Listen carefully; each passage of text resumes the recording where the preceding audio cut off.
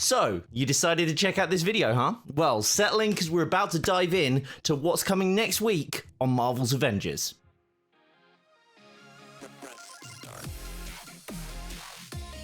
Hey humans, my name is Bob Duck and Weave, and today we're going to be covering some of the info on the upcoming 1.7 patch coming to Marvel's Avengers that myself and a group of content creators were privy to thanks to the wonderful teams over at Crystal Dynamics and Square Enix. But before we get into the nitty gritty, let me rip off the band-aid off a big question which I know we've all been asking about for a while. Is crossplay coming soon? And the answer is, there are no updates. I know, it sucks, but that's the reality of it, and now we've got that out of the way though, onto the good stuff.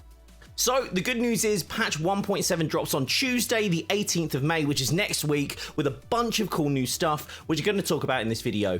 Topic number one being the Red Room Takeover. Now, while the Red Room Takeover event update is included in this patch, the event doesn't begin until Thursday the 20th. But when it does, we'll be able to dive into 5 brand new, unique harm room experiences that unlock as you progress through the narrative of the event, and discover who's behind the takeover and work to stop them.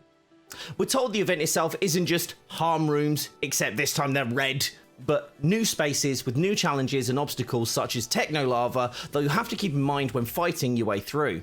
In terms of the requirements to play the Red Room, this is a single player only activity, as the developers wanted to make them challenging and tight enough as a space to ensure the threat of the space is felt, and also to help ensure stability of the activity, given that this event has had a rather short development cycle. Thankfully though, for newer players this activity is available at all levels, and whilst you don't need to be at max level for this, the devs have advised that you at least unlock all the skills for the character that you decide to take into the Red Room. And as always, if you want the highest gear rewards, then make sure you're already getting the 130 drops in normal gameplay. Next up, a really quick one but super interesting. We've been told to expect a change to the way gear drops. We've been told tweaks have been made where less gear will actually drop, but the loot that does drop will be more desirable as an outcome. But now, time for the meat of this video, the champion system. So, some of you may have seen this little screenshot circulating the community recently and wondering what it all means. So, here's the lowdown. For those of you who have been keeping an eye on the roadmap, post level 50 progression has been under the additional content tab for a while. It has now been moved up into a timed release. Tuesday. Yep, it's coming Tuesday. Yep, that's right, when the 1.7 patch drops, you'll immediately be able to start gathering champion experience, or CXP, which with every level up, you gain a champion skill point. These dedicated skill points are character specific and will allow you to unlock a permanent stat boost for that character on a brand new champion skill menu. On this menu, there are 9 columns that represent a stat, with 5 rows of upgrades for each, which double in cost as you unlock each row. For example, if I specifically want to go deep into critical damage, the first upgrade would cost 1 champion skill point, the second 2, the third 4 skill points, the fourth 8, and finally the upgrade for that specific stat would be 16 champion skill points. Another more balanced approach could be to go wide and unlock the stats row by row to slowly upgrade your chosen hero. Champion skill points themselves are earned through all activities that provide CXP, which is the same as regular XP after you've reached the level 50 cap.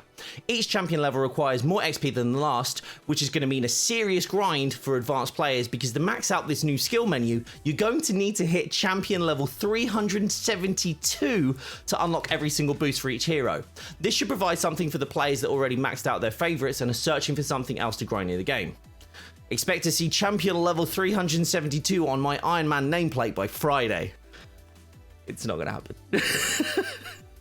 As well as this, the team are introducing a new consumable menu. This menu will contain consumable boost items like the Hero's Catalyst, which will be given for free. This consumable will grant a 50% XP boost for 3 real-time days account-wide, and for those wondering, this will also boost champion XP. At this point, we've been told this about the consumables. I'm going to read this exactly as it was told to us when we asked whether these items will be microtransactions. We're giving them away for free, and we're finding opportunities to make them earnable in-game. My sincere hope is that is how these are going to stay. So there we go. There is all the info we covered in our meeting. Hopefully you're excited for this upcoming patch. Personally, I'm incredibly hyped to dive into the champion system, and I'm even more excited that it's literally coming next week. Let me know what you're most excited for in the comments below. Don't forget to like and subscribe. And if you want to come and talk to me live, check me out over on twitch.tv/BobDuckAndWeave. And as always, stay safe, stay awesome. I'll see you all soon. Bye-bye.